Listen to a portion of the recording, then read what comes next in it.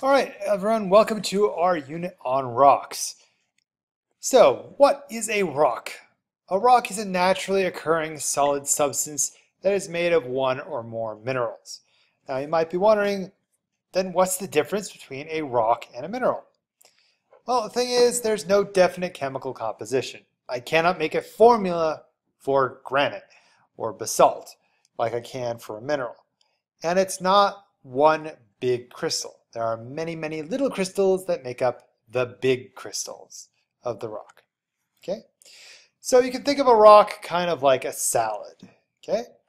So just like we take various things like tomatoes, peppers, cucumbers, lettuce, and carrots and put them together and get a salad, so too we can put minerals together and make rocks. So what I just made was a garden salad. However, if I take different stuff and put them together, like lettuce, tomato, bacon, egg, and avocado, we get a Cobb salad. So different materials, different amounts, give me a different salad. So too do different types and different amounts of minerals give me different rocks. So for example, I take the mineral quartz, feldspar, and hornblende, and put them together, I get the the rock granite, like we see in granite countertops. However, if I were to just take feldspar and hornblende, I would get the rock andesite instead. So different stuff, different amounts, give a different rock. Now, the first type of rock we're going to look at is sediments. Sedimentary rock, which is made from sediments. Sedimentary rock. Makes sense, right? And sediments are any loose natural materials. So sand, mud, shells, leaves, cats, any pile of loose natural material is a sediment. Okay? Now, a good example of sedimentary rocks are actually found in the Black Hills in what is known as the racetrack. And you can see this beautiful red layer here. According to the Lakota legend, there once was a race between the four-leggeds and the two-leggeds to determine the fate of humans.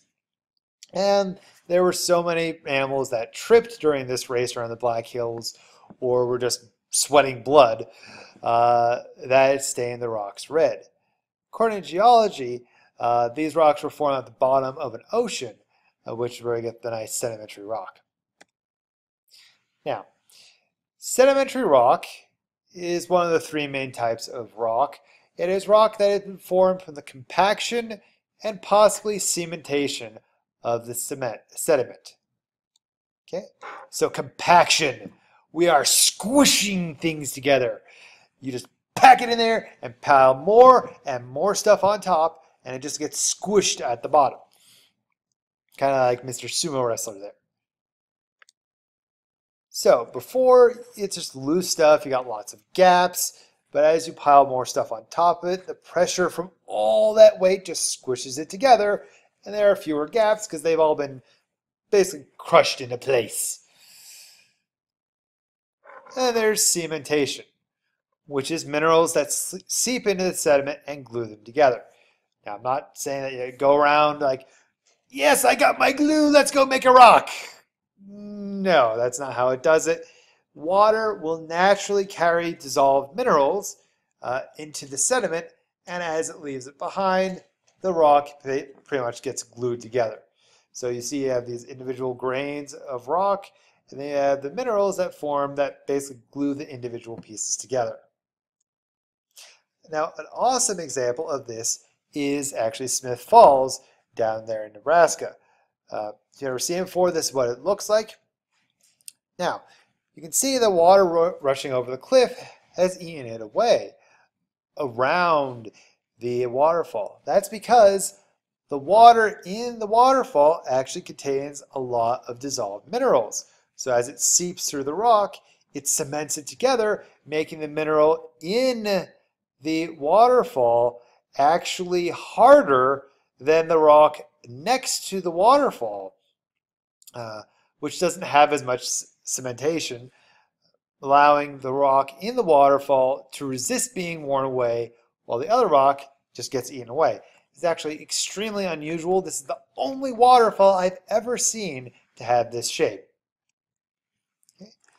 And of course, the more compaction or pressure and the more cementation, the stronger the rock will be, as we saw in Smith Falls.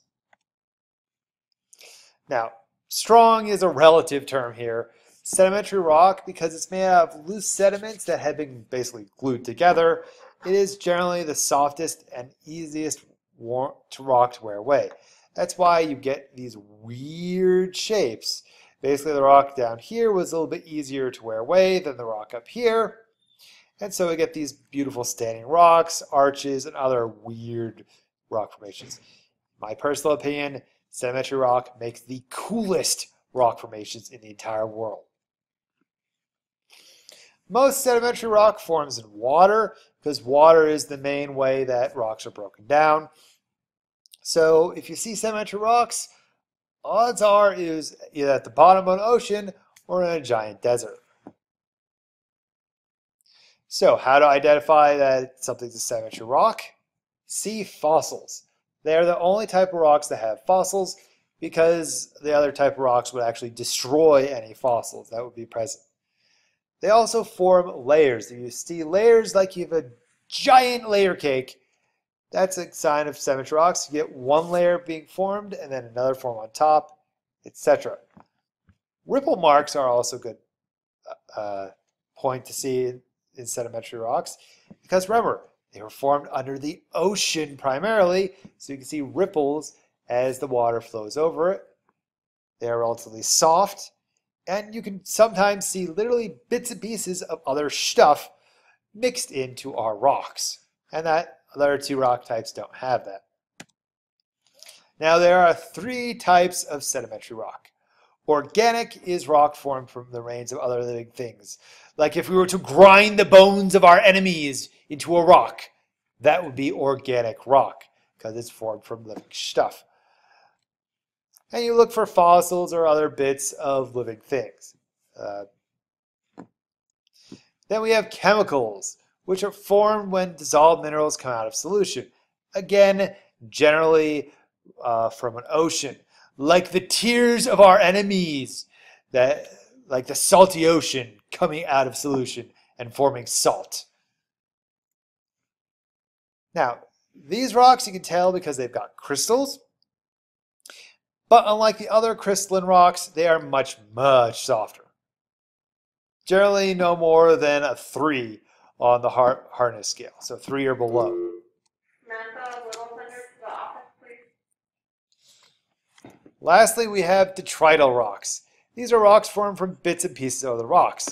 Many times you can actually see the chunks of the rocks in the rocks. So that's detrital rocks, and unfortunately I've got no idea of what sort of witty saying to say for this one.